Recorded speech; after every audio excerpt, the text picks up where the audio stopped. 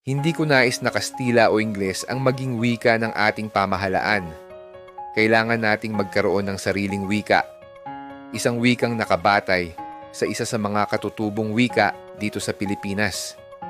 Alam nyo ba kung sino ang nagsabi niyan? Walang iba kundi ang ama ng wikang pambansa, si Manuel L. Quezon. Isipin ninyo, maraming problema at pagkukulang na nararanasan tayo noon na nag-ugat pala sa kawalan ng iisang wika. Bakit nga ba may pagnanais na gayahin ang lahat ng kilos ng mga banyaga, mabuti man ito o masama?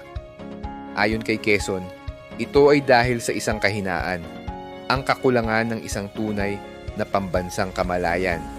At paano nga ba magkakaroon ng pambansang kamalayan kung wala namang wikang ginagamit at naiintindihan ng lahat?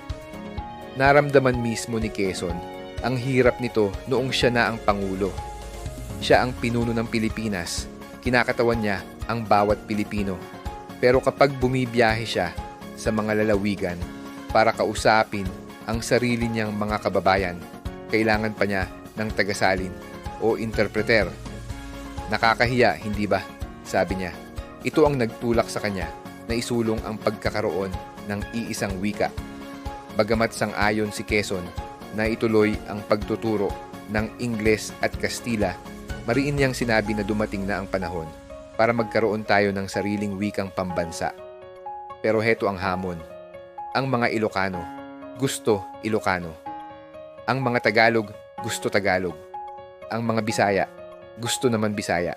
Alam nyo ba, si Quezon mismo ay isang Tagalog. Tagalog ang ginagamit nila sa kanilang pamilya. Pero nagpakita siya ng isang pambihirang pagpapakumbaba at pagkakaisa.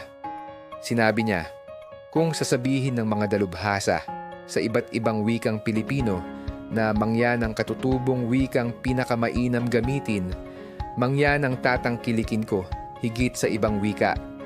Handa akong mag-aral ng Ilocano, Bisaya o ano pa mang ibang katutubong wika para lamang magkaroon tayo ng wikang ginagamit ng lahat.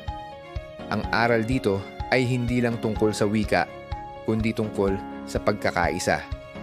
Ang pagsasakripisyo ng pansariling kagustuhan para sa mas malaking layunin, ang pagbuo ng isang matatag na bansang Pilipinas.